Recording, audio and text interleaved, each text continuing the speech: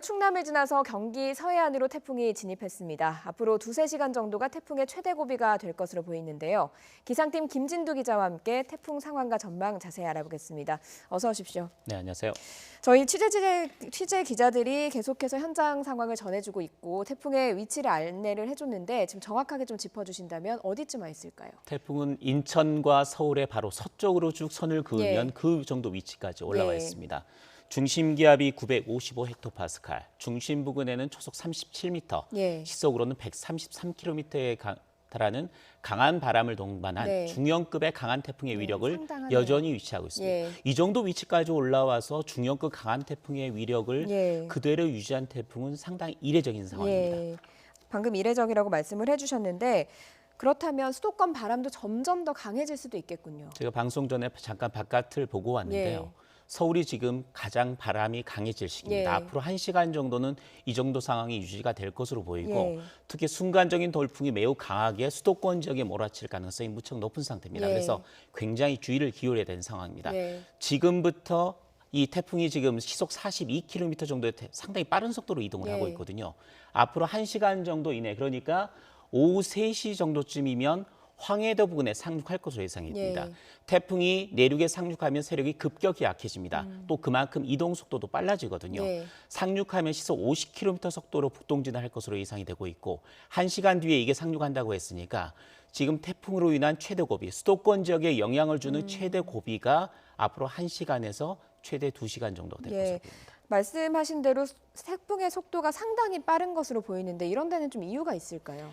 지금 이 태풍이 이동 속도가 빨라지면서 우리한테는 오히려 좋은 현상이 나타났습니다. 그것은 이 태풍은 태풍이고 중형급의 강한 태풍이거든요. 그만큼 강풍도 강풍이지만 많은 비구름도 동반을 하고 있었습니다. 그러니까 태풍 중심 좌우로 해서 굉장히 강한 비구름이 있었습니다. 하지만 서해상에서 이동 속도를 빨리 하면서 이동을 했기 때문에 이 태풍의 비구름이 우리나라에 크게 영향을 주지 못했습니다. 오래 물론 머물렀다면 비가 더 많이 내렸을 수도 있겠군요. 제주도하고 남해안 지역에, 제주도의 산간에는 최고 400mm 이상, 그리고 남해안에 200mm 정도의 많은 비가 내리긴 했습니다만은 지형적인 효과가 겹친 비였습니다. 하지만 이 태풍이 좀 더 느린 속도로 이동했으면 속도가 느려지면서 그 세력이 크게 약화는 될 수 있었습니다만 대신 가지고 온 많은 비구름들이 우리나라에 영향을 줬기 때문에 제주도 남부 내륙까지 굉장히 많은 비 피해를 입을 수가 있었는데 다행히 이동 속도가 굉장히 빨랐기 때문에 이 태풍이 많은 비구름을 가지고 있었음에도 불구하고 비 피해가 나진 않았습니다. 대신 강풍 피해는 계속 있었던 거죠. 말씀하신 대로 비가 많이 내리지 않은 건 참 다행이긴 하지만 어쨌든 많은 피해를 주는 걸 좀 줄일 수 있었으니까요. 근데 바람이 이번에 특징인 것 같습니다. 그렇습니다. 아까 현장 취재 기자들도 보니까 몸을 못 가눌 정도로 마구마구 흔들리는 모습을 저희가 볼 수 있었고 숨도 막 찬 모습을 볼 수가 있었거든요. 이렇게 바람이 강한 어떤 특징을 가지는 이유가 있을까요? 서해로 올라오는 태풍의 경우에는 대부분 비보다는 바람 피해가 더 컸습니다. 물론 태풍은 비와 바람이 모두 강합니다. 그리고 특히 우리나라에서 가장 강한 바람이 관측된 것이 2002년도에 태풍 매미였거든요. 그때 초속 60m 정도의 폭풍이 관측이 됐습니다. 물론 태풍이기 때문에 비와 바람의 영향이 다 크긴 하지만 대체적으로 서쪽으로 올라온 태풍 같은 경우에는 약화되면서 올라왔거나 이동 속도가 빠른 특징을 지니고 있습니다. 이 때문에 비구름이 많은 영향을 주기보다는 태풍이 가지고 있는 바람이 우리나라 서쪽 지역을 중심으로 해서 강한 피해를 줬다. 특히 해안가 쪽으로는 초속 40에서 50m가 넘는 순간적인 폭풍이 관측이 되면서 피해가 컸다라고 말씀을 드릴 수가 있습니다. 방금 저희 설명을 해주셨지만 태풍의 직접 영향권에 든 지역에서는 이미 초속 50m가 넘는 돌풍이 불기도 했었는데 그렇다면 앞으로 조금 더 강한 바람이 불 가능성도 좀 있을까요? 전남 신안 가구도에서 이번 태풍으로 인해서 최고 풍속이 관측이 됐습니다. 초속 52.5m가 관측이 됐습니다. 전남 신안 쪽에서 이미 관측이 된 상태고 태풍이 올라오면서 중형급 강한 태풍의 위력을 유지하고 있습니다만은 세력은 조금씩 약해지고 있는 단계고요. 앞으로 1시간 이내에 황해도에 상륙하면 내륙에 상륙하기 때문에 급격히 세력이 약화될 겁니다. 따라서 초속 50m가 넘는 더 강한 바람이 관측될 가능성은 상당히 희박합니다. 좀 다행인 지점이긴 하네요. 대신 30에서 40m 정도, 특히 서해안이나 백령도와 같은 섬 지역을 중심으로 해서는 초속 40m 안팎의 강한 바람이 계속해서 불 가능성이 예. 높고요.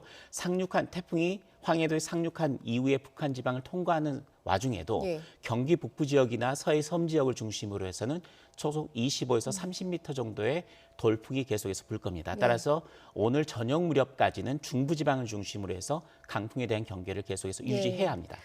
저희가 계속 초속 30m, 초속 40m 이렇게 설명을 드리긴 하는데 이게 어느 정도 위력을 가지는지 한 번 더 설명을 좀 해주실 수 있을까요? 초속 30m 정도면 예. 굉장히 달리는 기차 같은 게 탈선할 수 있습니다. 예. 기차의 속도가 있기 때문에 예. 정면에서 부는 바람이 아니라 측면에서 부는 바람이라면 이 기차의 속도와 바람의 위력이 합쳐지면서 기차를 탈선시킬 수 있을 예. 정도입니다. 초속 35m 이상이 되면 나무가 뿌리채 뽑히거나 예. 또는 박혀 있던 돌이 날아다닐 수 있는 정도의 위력이 됩니다. 상당하네요. 네, 위험한 그렇죠. 초속 상황이네요. 50m, 60m가 되면 예. 대부분 철로 된 구조물이 휘거나 예. 굉장히 집도 무너질 수 있는 그 정도의 예. 위력을 지닙니다. 저희가 제보 영상을 통해서 보듯이 그렇죠. 간판이 이런 것들이 좀 막 휘어지거나 뭐 나무가 뽑히거나 그런 상황이 가능하다고 볼 수가 있겠군요. 과거 사례랑 좀 비교를 해본다면 저희가 대비를 하는데 조금 더 도움이 될 수도 있을 것 같고 시청자분들도 이해를 하시는 데 도움이 될 것 같습니다. 이번 태풍과 비슷한 과거 태풍이 있다면 어떤 것들이 있을까요? 우선 링링과 가장 흡사한 태풍을 두 가지를 꼽을 수가 예. 있는데 2000년도에 나타난 태풍 뿌라비른이 있었고요. 예. 그리고 2010년도 그러니까 9년 전에 나타났던 태풍 곰파스가 있었습니다. 예. 두 태풍 모두 비보다는 바람으로 인한 피해가 컸고요. 비도 주로 제주 산간이나 남해안 쪽으로 집중된 특성을 지녔습니다. 예. 그래픽이 나오고 있는데 뿌라비룬 때는 초속 58.3m의 폭풍이 관측이 됐고요. 예. 태풍 곰파스 때는 초속 52.4m의 바람이 불었습니다. 물론 둘 다 50m를 넘었었고요. 이번 태풍 링링이 곰파스보다는 바람이 셌지만 예. 뿌라비룬보다는 약했습니다. 예. 두 태풍은 하지만 모두 링링보다는 강도가 약한 태풍이었습니다. 아, 그랬습니까? 그런데 네. 태풍 곰파스는 링링보다는 서쪽으로 좀 더 동쪽으로 치우치면서 수도권을 통과를 했습니다. 예. 만일에 태풍 링링이 제가 천만다행이라고 생각하는 이유 중에 하나는 뭐냐면 우리나라 쪽으로 상륙을 하지 않고 지금 북쪽으로 이동하면서 예. 황해도에 상륙한 게 정말 천만다행입니다. 예. 만일에 이 태풍이 조금 더 휘어서 수도권에 상륙했다면 곰파스를 훨씬 뛰어넘는 굉장히 많은 피해를 줬을 예. 겁니다. 태풍 곰파스 때는 태풍이 서해안에 상륙할 때 중심 풍속이 초속 27m 정도에 불과했습니다. 예. 우리 지금 태풍 링링보다 훨씬 약한 속도거든요. 지금 30m를 넘었다고 하셨으니까요. 초속 그렇죠? 37m입니다. 예. 링링의 경우. 예. 했지만은 곰파스가 수도권을 통과하면서 빌딩풍 그러니까 지형적인 요인에 의해서 바람이 더 강해졌습니다. 예. 순간적인 돌풍이 초속 30m가 넘었거든요. 예. 굉장히 많은 시설물 피해가 났고 예. 인명피해까지도 나타났습니다. 만일에 링링이 방향이 조금 더 틀어서 수도권에 상륙했다면 엄청난 피해를 우리나라에 입힐 수 있었습니다. 네. 천만다행입니다. 그럼에도 불구하고 사실 좀 주의를 하셔야 될 부분들이 그렇습니다. 많을 것 같습니다. 어떤 이미 부분들을 제주도와 남해안에는 굉장히 예. 많은 피해가 났고요. 예. 특히 서해안 지역을 중심으로 해서 큰 피해가 납니다. 예. 태평의 중심에서 가까우면 가까울수록 이 바람 피해는 예. 더 커집니다. 예. 앞으로는 중부지방, 특히 예. 경기 서해안, 충남 서해안 정도까지는 오늘 저녁 18시 정도까지는 계속해서 경계를 늦추지 말아야 됩니다. 외출을 좀 자제하신다거나 이런 것들이 필요하겠군요. 그렇습니다. 초속 30m 정도의 바람이 분다고 한다면 순간적인 돌풍이 불 때는 아직까지도 예. 간판이 날아가거나 구조 시설물이 떨어지거나 예. 낙하 사고나 아니면 태풍에 의해서 구조물이 날아간 사고가 날 수 있습니다. 예. 그럴 경우에는 인명 피해가 날 수 있는 가능성이 커집니다. 따라서 18시 정도 그러니까 태풍의 영향권에서 어느 정도 벗어났다라는 그런 판단이 서기 전까지는 되도록이면 외출을 자제하고 만일에 네. 외출을 하셔야 된다면 주변 시설물이 뭐가 있는지 점검을 좀 꼼꼼히 하시면서 이동을 하셔야 될 것 같습니다. 사실 이번 태풍도 걱정이긴 하지만 저희가 역대 태풍들을 쭉 봤을 때 가을 태풍이 좀 위력이 강했던 경우가 많았던 것 같습니다.